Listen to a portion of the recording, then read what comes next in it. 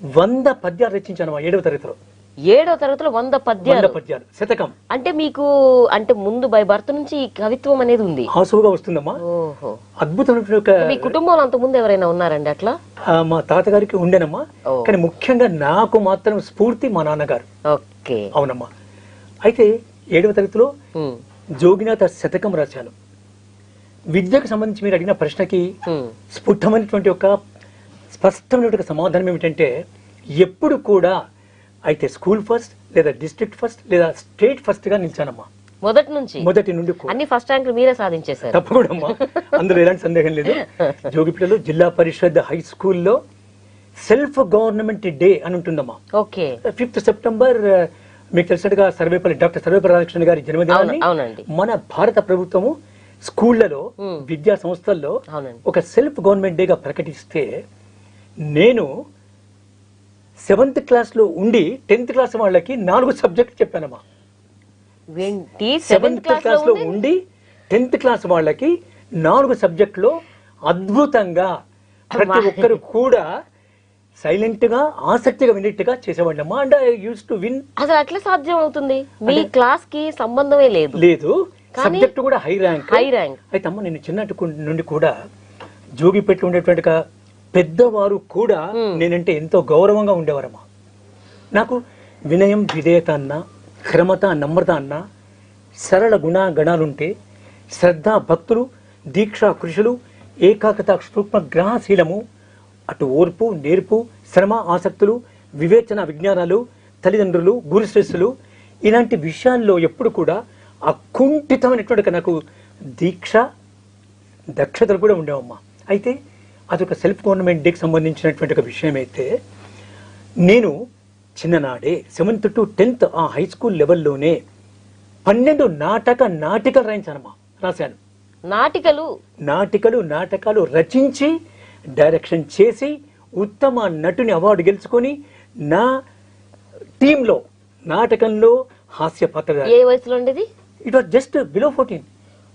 14 ఏళ్ల వయసులోనే నాటికలు ఇన్ తెలుగు రచించి దర్శకత్వం వహించి అలాగే అనేక అవార్డులు సాధించాను ఆ టైంలో. అంటే కళారంగం, సాహిత్య రంగం 7వ తరగతి నుండి తర్వాత కళారంగంలో ఇలాగా అది ఎక్స్టెండ్ అవుతూ ఉందమ్మా, పెంచుకుంటూ వస్తున్నారు. అయితే అమ్మా నిజమమ్మా.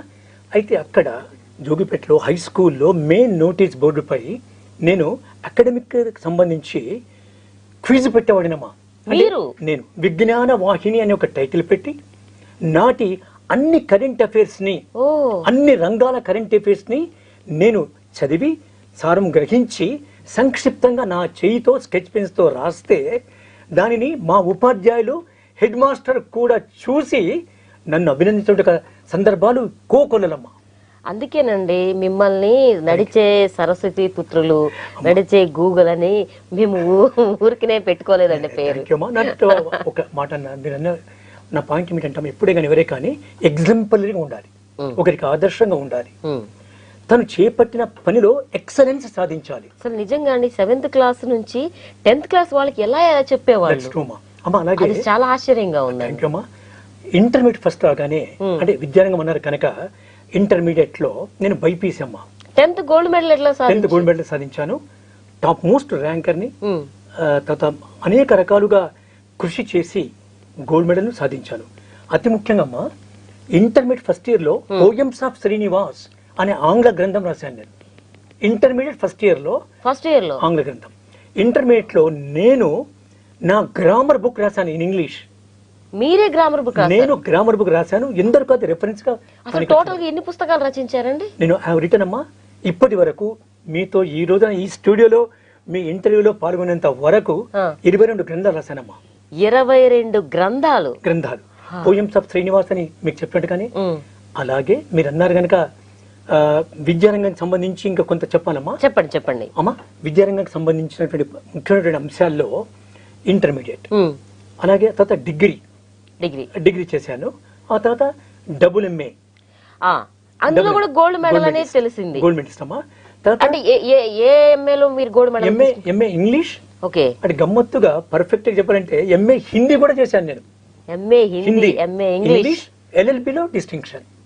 ఇప్పుడు మీకు గోల్డ్ మెడల్ ఇంగ్లీష్ లో వచ్చింది. ఇంగ్లీష్. ఓ అమ్మ ఒక మాట, దేవుడి వల్ల చాలా వరకు ఆంగ్ల సాహిత్యాన్ని నేను క్షుణ్ణంగా చదివానమ్మా, తెలుగు సాహిత్యాన్ని కూడా. అవునమ్మా. డాక్టర్ శ్రీనారాయణ రెడ్డి గారు నన్ను ఎప్పుడు కూడా అభినందించేవారు. శ్రీనారాయణ రెడ్డి గారు అక్కడ ఆర్ట్స్ కాలేజీలో, విద్యాపరంగా నేను చెప్తున్నానమ్మా, ఆర్ట్స్ కాలేజీలో I was the cultural secretary of arts college of Osmania university. అలాగే మీకు తెలిసిన విషయమే చెప్తున్నాను, మన ప్రేక్షక మహాశయులకు కూడా తెలియాలి. ఉస్మానియా యూనివర్సిటీలో నేను చదువుకునేటప్పుడు ప్రిఫెక్ట్ అని ఉండేదమ్మా. ప్రిఫెక్ట్ అంటే ఒక స్టూడెంట్ ఆదర్శంగా ఉంటూ అనేక రంగాల్లో బహుముఖీనంగా ఉన్నత స్థాయిలో తన ప్రతిభను చాటితే ప్రిఫెక్ట్ గా చేసేవారు. నేను అక్కడ ఉస్మానియా యూనివర్సిటీలో Osmania syndicate and senate members తో పాటుగా నన్ను ప్రిఫెక్ట్ గా వైస్ ఛాన్సలర్ గారు ప్రత్యేకించి నన్ను నియమించారమ్మా. దానికి సర్టిఫికేట్ కూడా ఇచ్చారు. ప్రిఫెక్ట్ అంటే ఎవరంటే యూనివర్సిటీ స్థాయిలో, యూనివర్సిటీ క్యాంపస్లో సంపూర్ణ డిసిప్లిన్, క్రమశిక్షణ అలరాలారి అంటే ఆ స్టూడెంట్ను అనుసరించాలి. అలా ప్రిఫెక్ట్గా ఉండడం కూడా జరిగిందమ్మా. అనేక సెమినార్స్లో పాల్గొన్నాను, అనేక కవి సమ్మేళనాల్లో పాల్గొని ఉత్తమ కవి అవార్డు గెలుచుకున్నాను. అంటే ఇప్పుడు రావటం కాదండి, మీరు అసలు 7th క్లాస్ అప్పుడు రాసిందే చాలా గొప్ప విషయం. అంత గొప్పగా ఉన్నప్పుడు ఇవన్నీ చాలా అలాగే ఒక చిన్న ముఖ్య విషయం చెప్పాలి. ఈ ముఖ్య సందర్భంలో నేను రచించిన జెమ్స్ ఆఫ్ థాట్ అనే గ్రంథం, జెమ్స్ ఆఫ్ థాట్స్, ప్రపంచ వ్యాప్తంగా అందరికి పంపించానమ్మా. ప్రపంచ వ్యాప్తంగా మరొక మారు చెప్తున్నానమ్మా, జెమ్స్ ఆఫ్ థాట్. నేను రచించిన జెమ్స్ ఆఫ్ థాట్ అనే గ్రంథాన్ని అనేక ప్రముఖులు నేను రచించిన ఆంగ్ల కొటేషన్స్ ని వారిచ్చేటువంటి ఒక మోటివేషనల్ సందేశాలు వాడుకున్నారమ్మా. ఇన్ని వీడియోస్ చేసాం, నాకు ఎప్పుడు ఇవ్వలేదండి. ఈ విషయంలో నేను మాత్రం హట్ అవుతున్నాను. అలా కాదు, మీకు ఇస్తానమ్మా. Present the book the gems of thought written by me. చాలా గొప్ప విషయం అమ్మా. You and I, where do we meet, the God of all. ఒక ముఖ్య విషయం అమ్మా ఈ సందర్భంలో, సాహిత్య పరంగా చూస్తే అవునమ్మా, కవిరత్న బిరుదును డాక్టర్ శ్రీనారాయణ రెడ్డి గారు నాకు బహుకరించారమ్మా. శ్రీనారాయణ రెడ్డి గారు